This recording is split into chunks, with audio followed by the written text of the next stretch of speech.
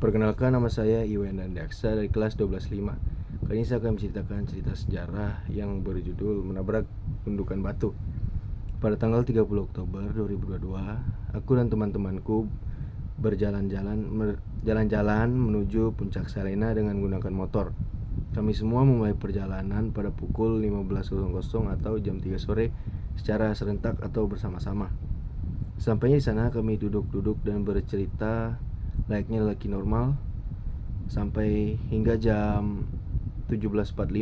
Setelah itu kita prepare untuk pulang. Kita pulang serentak itu jam 6 atau 18.00. Di saat perjalanan pulang di lampu merah menuju Jalan Soekarno, setelah lampu hijau saya melaju sambil melihat ke belakang ke arah ketiga teman saya ke belakang seperti ini. Saya melaju sambil melihat ke belakang, dan naasnya di situ sedang ada pengaspalan jalan dan banyak gundukan batu di sebelah kiri kanan untuk mengaspal. Setelah itu saya melihat ke depan, gundukan batu itu sudah sangat dekat dari motor saya dan saya menabraknya. Saya terlempar sekitar 1,5 meter dari arah motor. Jadi ini gundukan motor. Saya melihat ke belakang ini, terus saya lihat ke depan sudah begini arahnya, sudah dekat begini. Truk tabrak, terus saya terlempar, motor saya tertinggal di batu. Satu lempar, jatuh terkapar di jalan. Dan naasnya teman saya yang 2 orang itu ikut terjatuh karena mengikut di belakang motor saya saat melaju.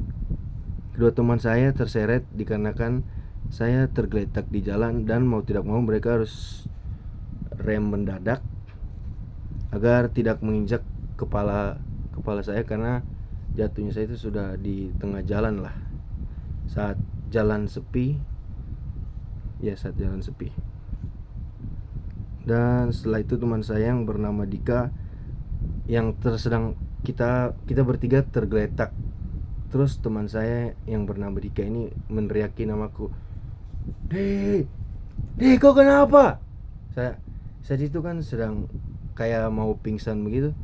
Cuman saya tidak pingsan karena mendengar suara teriakan Dika. Saya itu bangun, terus saya langsung sadar kembali. Setelah itu ada orang-orang dari depan kafe kopi itu, dia membantu saya berdiri. Sekitaran 3-4 orang mengangkat saya karena di situ saya tidak kuat untuk berdiri karena kepala saya terbentur sangat keras. Saya terlempar dari batu itu.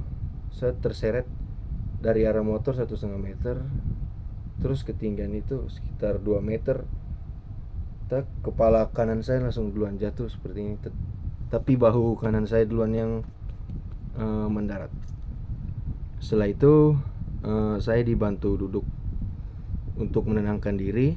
Setelah saya tenang, saya menyuruh teman saya yang bernama Dika menelpon orang tua saya untuk kemari karena saya sedang kecelakaan.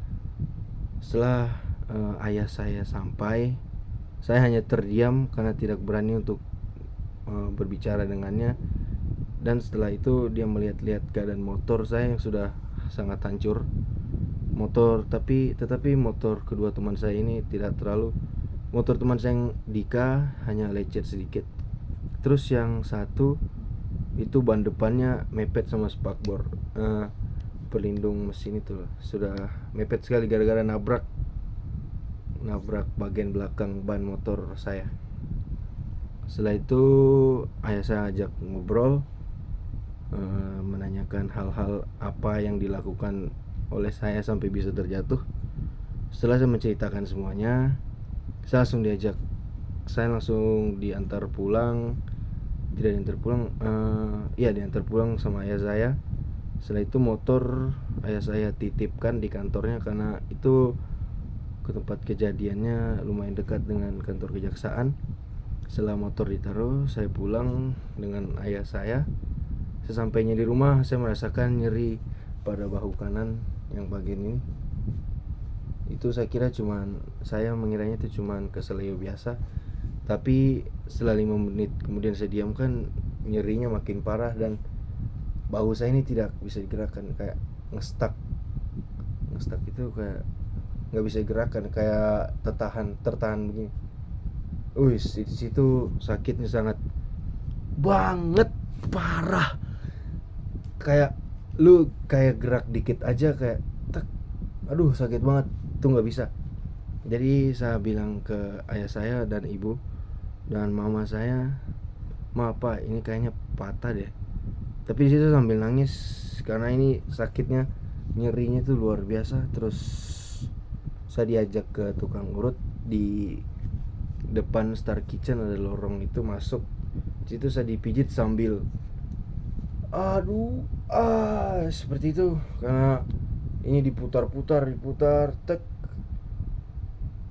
Setelah itu saya pulang.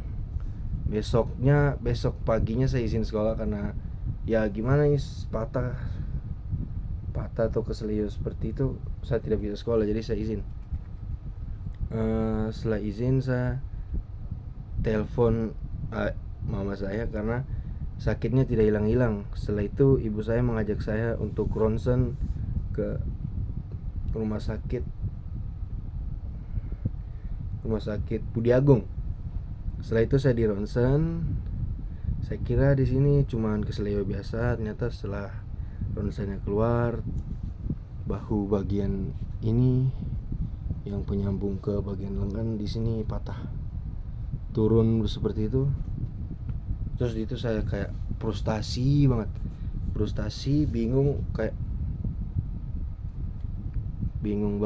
itu, pasrah, kayak nyerah. Tapi di situ saya tidak menyerah karena ibu saya kata, "Deh, semangat, kamu pasti bisa sembuh." Dan teman-teman saya di saat itu, saat hari Selasa atau hari Senin, mereka datang secara serentak semuanya ke rumah saya untuk melihat keadaan saya.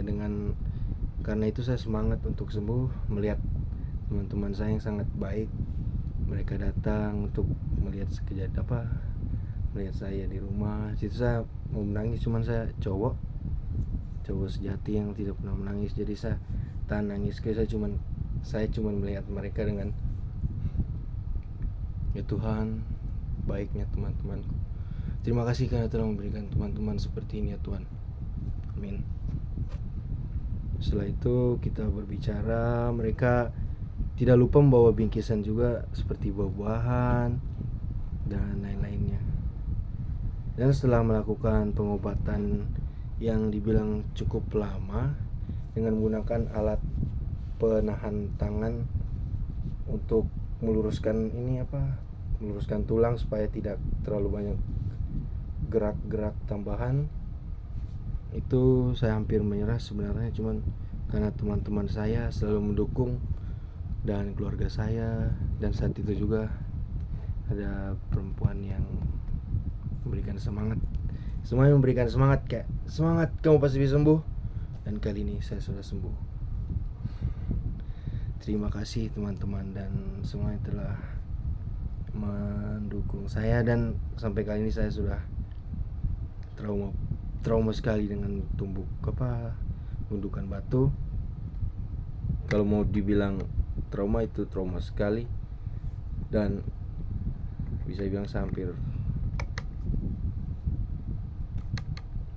Sekian, terima kasih sekian cerita sejarah dari saya. Terima kasih. Mohon maaf jika ada banyak salah penggunaan kata yang tidak betul, karena cerita ini sangat bersejarah bagi hidup saya. Sekian, terima kasih. Wassalamualaikum warahmatullahi wabarakatuh. Om Santi. Jangan lupa follow guys.